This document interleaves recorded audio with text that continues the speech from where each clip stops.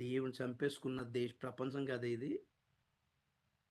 తిండి పెట్టిన ఆకలితో శిలువ మీద వేలాడదీసిన ప్రపంచం కదా ఇది. తాగడానికి నీళ్ళిచ్చిన ఆ దేవునికి చేదు చిరుకునిచ్చిన ప్రపంచం కదా ఇది. అయినా ఆయనేం అనలేదు. అది ఆయన గొప్పతనం. మనం మారతామేమో, ఆయన్ని అర్థం చేసుకుంటామేమో అని కనిపెడుతున్నాడు చూసారా? అది ఆయన ఓపిక. అప్పున్నామండి పరలోక రాజ్యము. ఆ! పరలోక రాజ్యము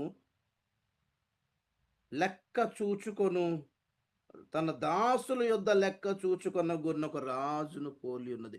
పరలోకం లెక్కేసిందంటే దేవుడి దగ్గర డిమాండ్ మనకి. ఇలా చెయ్యి, అలా చెయ్యి అంట దేవుడు గారు. అలాగేనండి అయ్యా బాబయ్య. అలాగే చేస్తామండి అయ్యా. మీరు చెప్పిందే చేస్తున్నామండి అయ్యా. ప్రభా వాన ఆపేసేయండి ఆపేస్తామండి అయ్యా. ప్రభా వాన కురిపించేస్తాం బాబాయ్. మీరేం చెప్తే అదే బాబాయ్. మీరే పెద్దోళ్ళయ్యా. దేవుడు చేతులు కట్టుకొని నిలబడాలి మన దగ్గర. అదే కదా మన ప్రార్థన. అదే వీరత్వం మంది. దీనులమై వేడుకోవడం కాదు. ప్రభువా నువ్వే చేయగలవు. నువ్వు చేసి పెట్టు ప్రభువా. నీ కాళ్ళు పట్టుకుంటాను ప్రభువా. నీ గెడ్డం పట్టుకుంటాను ప్రభువా అని బతిమాలుకొని ప్రార్థన చేసి ఎంతకాలం అయింది చూడండి ఒకసారి.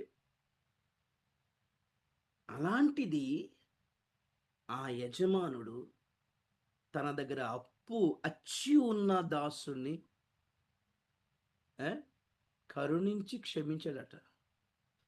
అయ్యా తీర్చుకోలేం ప్రభువా. తి మా కడుపుకి తిండే దొరక్క చచ్చిపోతుంటే, నువ్వు మా ఒంట్లో ఉన్న బ్లడ్‌కి, నువ్వు ఇచ్చిన ఈ కంటి చూపుకి, ఈ గుండెకి నువ్వు నువ్వు బిల్లేత్తే ఎట్లా బతుకుతాం ప్రభువా? ఈ సూర్యుడు రోజు ఎండ తింటున్నావు కదా! ఈ ఎండకి డబ్బులు కట్టు. ఆ నదిలో నీళ్ళు ఎవరిచ్చారు? మీ తాతగారు ఇచ్చారా? నేనిచ్చాను. ఆ నదికి నీళ్ళు కట్టు. నువ్వు అంత నది అంత దగ్గర నుంచి గవర్నమెంట్ పైపులంటే రావడానికి కష్టం అవుతుంది. మా ఇంటి వెనకాల పెరడు వైపు బావి తవ్వుకుంటే నీళ్ళొస్తున్నాయి చూసారా? ఎవరిచ్చారు నీళ్ళది? బిల్లు కట్టని దేవుడంటే చూడండి అక్కడ 24 వచనంలో. అతడు లెక్క చూచుకున మొదలుపెట్టినప్పుడు అతనికి 10,000 తలాంతులు అచ్చి ఉన్న ఒకడు అతని వద్దకు తేబడెను. అప్పు తీర్చుటకు వాని యొద్ద ఏమీ లేనందున గుర్తుపట్టండి. ఏమి ఇస్తున్నాం దేవునికి మనం? ఏమి ఇవ్వగలం? ఒక కానుకిచ్చి గొప్ప కార్యం చేసామనుకుంటున్నారా?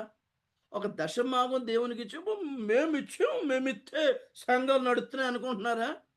మేమిత్తే పాస్టర్ గారు తింటున్నారని మనం ఇచ్చిన దాంతో పాస్టర్ గారిని ఉద్ధరిస్తున్నాం అనుకుంటున్నారా? చాలా పొరపాటు పడుతున్నారు.